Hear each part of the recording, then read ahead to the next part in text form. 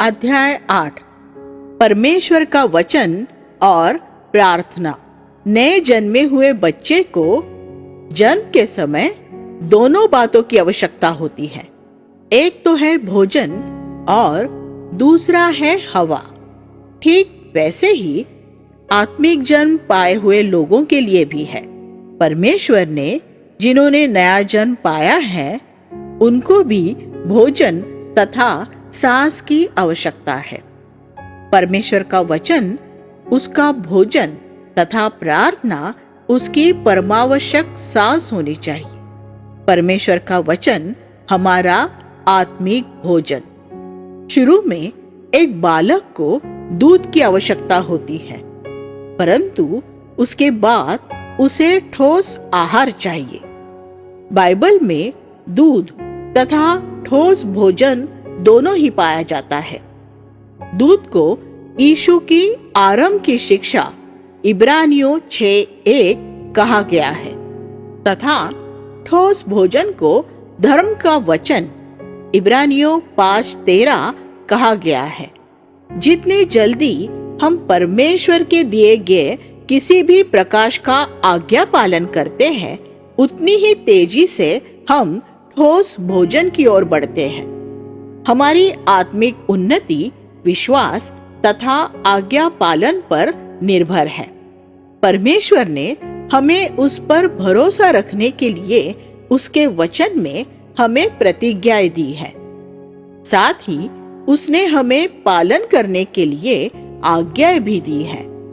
यदि हम निरंतर परमेश्वर के वचन का ध्यान करते रहे और उस पर भरोसा करते रहे तथा उसका आज्ञा पालन करते रहे, तो हम ये पाएंगे कि हमारी जड़ें परमेश्वर में गहरी है। जैसे एक सदा हरा भरा पेड़ होता है जो कभी सूखता नहीं, तब परमेश्वर हमें ऐसी आशीष देने में समर्थ ठहराएगा कि हम जो भी करें उसमें हमारी उन्नति होगी। भजन संहिता 1, 2 और 3। हम केवल अपने बौद्धिक अध्ययन से परमेश्वर के वचन को समझ ही नहीं सकते। हमें पवित्र आत्मा के प्रकाशन की आवश्यकता है। यीशु ने कहा, आत्मिक सच्चाइयों को ज्ञानियों और समझदारों से छिपा कर रखा गया तथा बालकों पर प्रकट किया है। मत्ती 11:25। बालकों के पास क्या है जो ज्ञानियों और समझदार लोगों के पास नहीं होता है? एक पवित्र हृदय। परमेश्वर सिर को नहीं परंतु हृदय को देखता है। वह उन्हें प्रकाशन देता है जो नम्र है तथा उसके वचन के आगे कांपते हैं। यशाया 66:2। यीशु ने कहा, यदि कोई मनुष्य उसकी इच्छा पूरी करने को तैयार है तो वो इस शिक्षा के विषय में जान जाएगा। यूहन्ना 7:17। परमेश्वर का वचन आत्मा की तलवार। परमेश्वर का वचन एक हथियार है जो शैतान के विरुद्ध युद्ध में हम उपयोग में लाते हैं। उसे आत्मा की तलवार कहा गया है। इफिसियों 6:17। यीशु ने स्वयं जंगल में अपनी पिछली 3 परीक्षाओं में इस हथियार का बड़े प्रभाव के साथ उपयोग किया। उसने सदा शैतान की परीक्षाओं का सामना, ये लिखा है, इन शब्दों के साथ किया। मत्ती 4:4, 7 और 10। और जैसे वह जयवंत हुआ वैसे ही हम भी जयवंत हो सकते हैं। शैतान दोष लगाने वाला है। हमें उसके दोष लगाने और पवित्र आत्मा के द्वारा दोष सिद्धि के बीच का अंतर जानना चाहिए।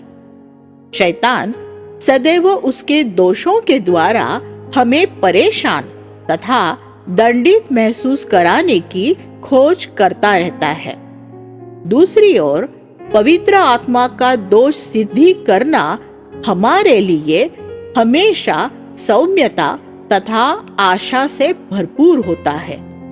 हम दोष लगाने वाले पर केवल मेमने के लहू और अपनी गवाही के वचन के कारण जयवंत हो सकते हैं। प्रकाशित वाक्य 12:11। वो जो हम पर हमारे पिछले पापों का दोषारोपण करता है, उसे हम अपनी गवाही के ये वचन कहकर कि यीशु के लहू से हम शुद्ध हो गए हैं तथा संपूर्ण रीति से धर्मी ठहराए गए हैं, जयवंत हो सकते हैं। हमें उसी हथियार का उपयोग करना है जो यीशु ने किया। ये लिखा है।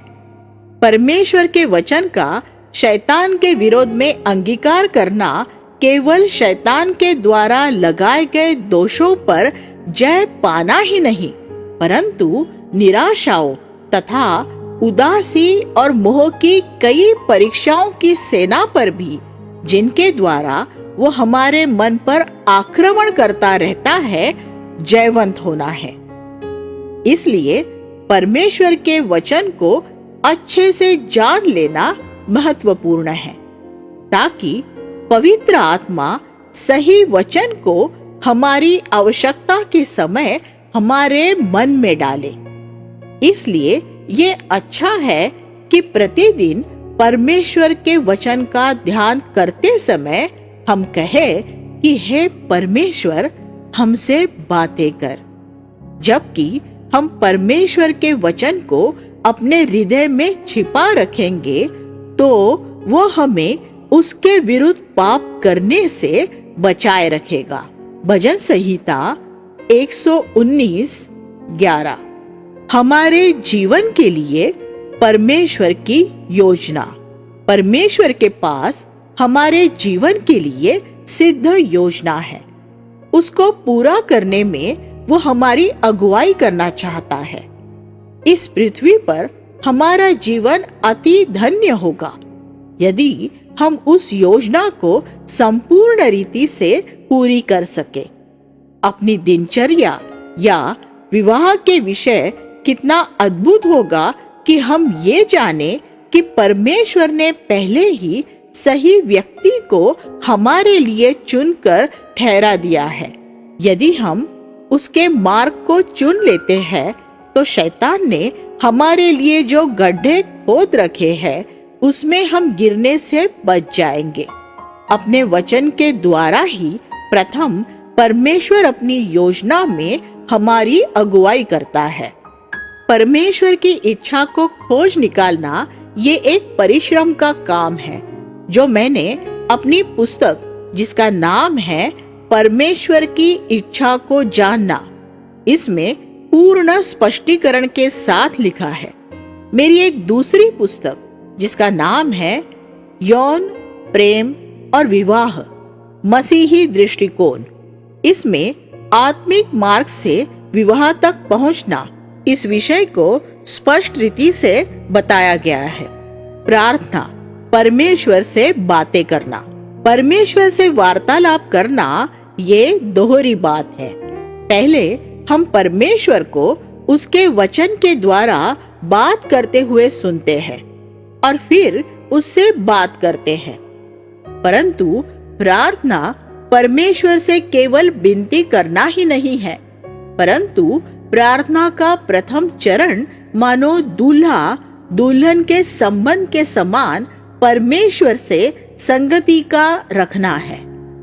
दुल्हन अपने दूल्हे से कैसे बात करे इसके कोई नियम नहीं है, परंतु अनुशासन के कारण अच्छा होगा कि हमारी प्रार्थनाओं में शामिल हो। 1. हमारे पिता वो कौन है? परमेश्वर की स्तुति। 2. पाप तथा असफलता का अंगीकार। 3. परमेश्वर के राज्य के विषय विनतियाँ। 4. अपनी आवश्यकता के बारे में विनतियाँ।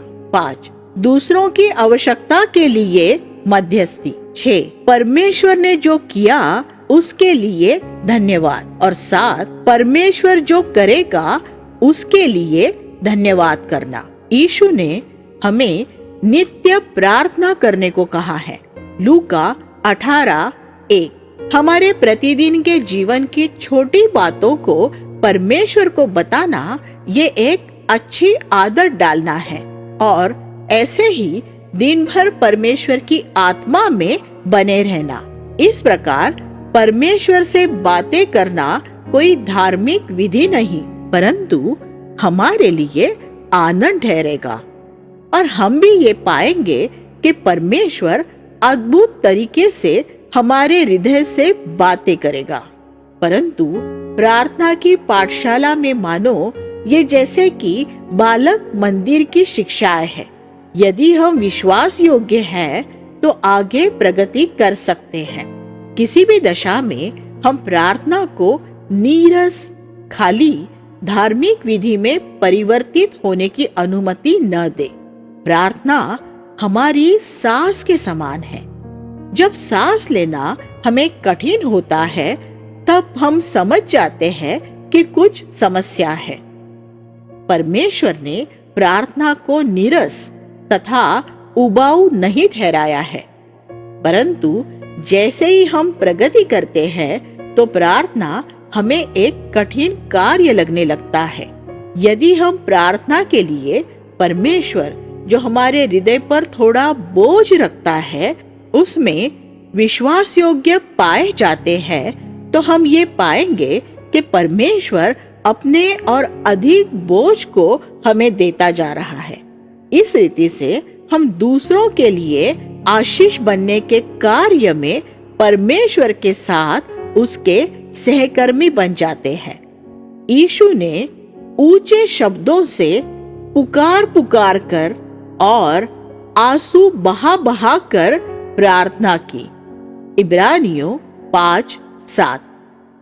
एक समय जब उसने गतसमनी में प्रार्थना की तो उसका पसीना खून की बूंदों के समान बन गया। लूका 22:44।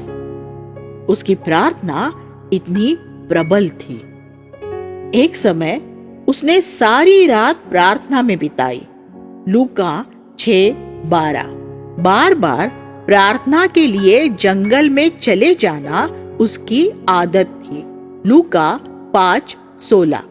जैसे किसी ने कहा है कि जैसे पर्यटक नए जगहों पर पहुंचकर दृश्यों को देखने की लालसा करते हैं, वैसे ही यीशु भी जहां जाते थे वहां शांत प्रार्थना के स्थान को सदा ढूंढते थे।